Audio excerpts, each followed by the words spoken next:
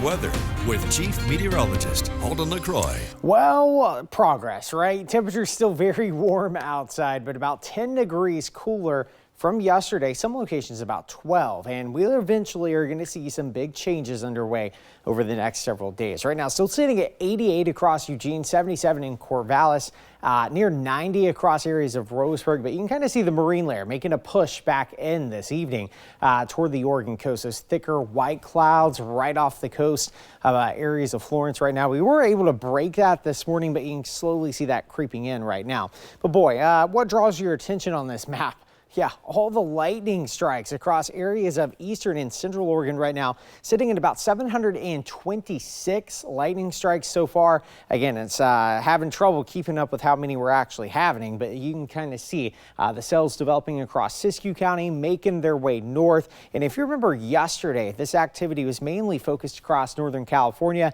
Well, it's kind of bullseye of moisture. It's kind of redirected itself across eastern Oregon, and there's a reason why.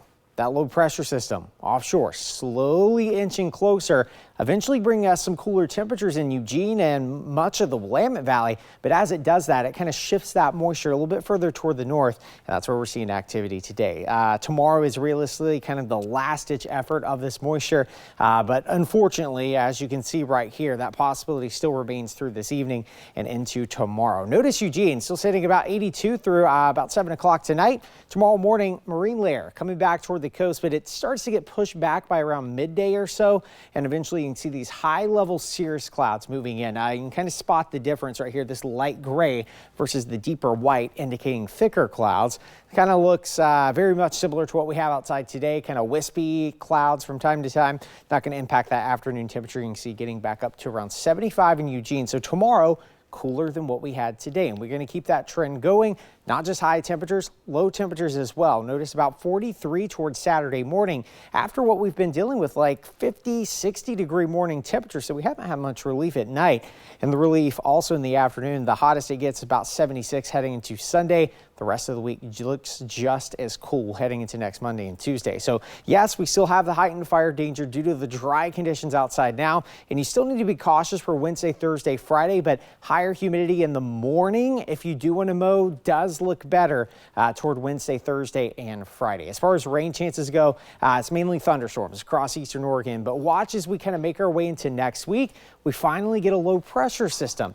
Is that going to happen? It's a little far out to tell, but we do have those shower chances introduced even for the coast on Monday and Tuesday. Highs back down to around 58 degrees. Across the Umpqua, 80 on to Wednesday. Notice the cooler weather into this weekend, sunny and 78 as opposed to the hundreds on Saturday for Roseburg, 78 toward next Monday and Tuesday.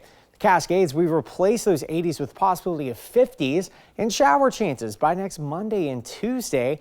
And across Willamette Valley, 78 for your Wednesday. So you can see the dramatic cool down for the rest of the week into the weekend. And next week, we could possibly introduce those shower chances, as I was mentioning. It's all dependent on an area of low pressure that's kind of sitting in the northern Pacific right now. But we'll be watching that very closely.